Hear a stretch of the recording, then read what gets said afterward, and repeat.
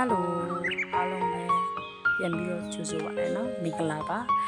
ဒီနေ့ကမနက်ခင်းစီသွားတာလေးကိုရိုက်ထားတာပေါ့နော်ကျွန်တော်တို့စီမှာကျွန်တော်တို့နေတဲ့နေရာမှာမနက်ခင်းစီသွားလို့ရှိရင်ဒီပလိုင်းလေးနဲ့သွားကြတယ်ပေါ့နော်လက်နဲ့မသေးချင်းအကုန်လုံးစံတယ်ပေါ့နော်ဒီပလိုင်းကဒါဈေးသွားတဲ့လမ်းမှာဈေးနဲ့ကျွန်တော်တို့စီအိမ်တွေက9မိနစ်လောက်တော့သွားရတယ်ပေါ့နော်9မိနစ်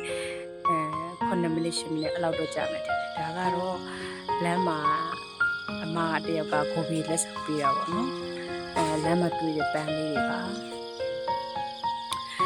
ဒါကအဲ့ဒီဈေးသွားတဲ့လမ်းမှာဒီနောက်မှာရှိတဲ့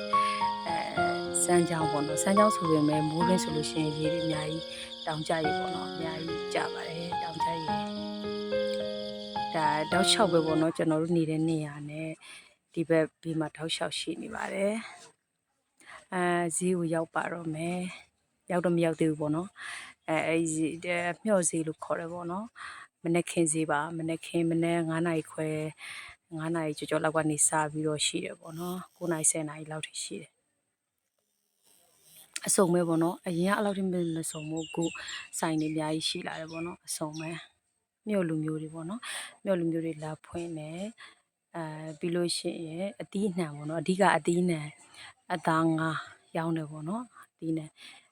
ဒွင်းသီးလည်းရှိတယ်တရက်သီးရှိတယ်ပြီးလို့ရှိရင်နောက်တစ်ခုကသခွားသီးပဲသီးအစုံပဲပေါ့နော်မုံလာဦးနေအများကြီးပဲဒီမှာကတော့အသားပေါ့နော်အသားတစ်ချက်ဝင်ကြည့်တာပေါ့နော်ဘာဝယ်ရမလဲမသိသေးပါဘူးရောင်ရှာနဲ့ပေါ့နော်ဝယ်စရာတွေကများတော့ရောင်ရှာနဲ့တောင်ချင်းမြောက်ကြီးကြီးပြီးတော့အပိုင်းနှစ်ကပြီးမှပဲဆက်လက်ရှုစားကြပါအောင်နော်